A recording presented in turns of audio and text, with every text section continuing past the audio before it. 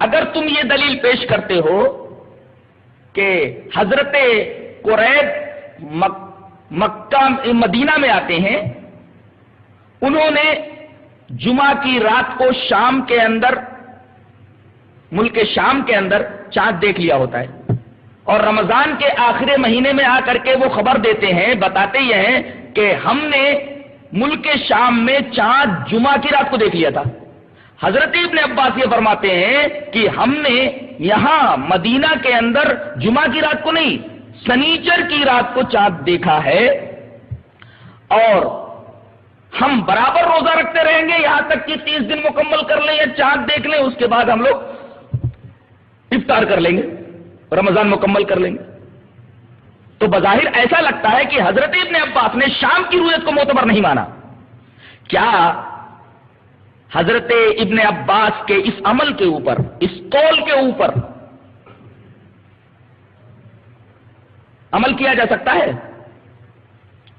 اور اگر ایسا ہے تو لوگ کیوں عمل نہیں کرتے؟ ہم یہ دیکھتے ہیں کہ ملک شام اور مدینہ کے درمیان 700 کلومیٹر کا فاصلہ ہے اور آدھے گھنٹے کا فرق ہے۔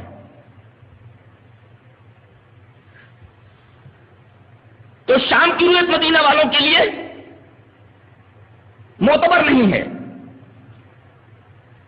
لیکن ہم ہندوستان میں دیکھتے ہیں کہ بنگلور سے دلی کا فاصلہ 2000 کلومیٹر ہے، تو 2000 کلومیٹر کے فاصلے کو اگر پیش نظر رکھا جائے تو دہلی کی رؤیت بنگلور کے اندر معتبر نہیں ہونی چاہیے، لیکن ایسا نہیں ہے۔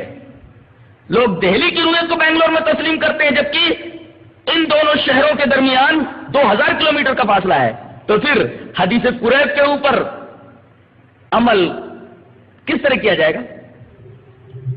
اسی طرح یو پی اور بہار دونوں کے درمیان آدھے گھنٹے کا فرق ہے، تو کیا بہار کی رؤیت یو پی میں معتبر نہیں ہوگی اور یو پی کی رؤیت بہار میں معتبر نہیں ہوگی؟ آدھے گھنٹے کا فرق ہے، جو فرق ملک شام اور مدینہ کے درمیان ہے۔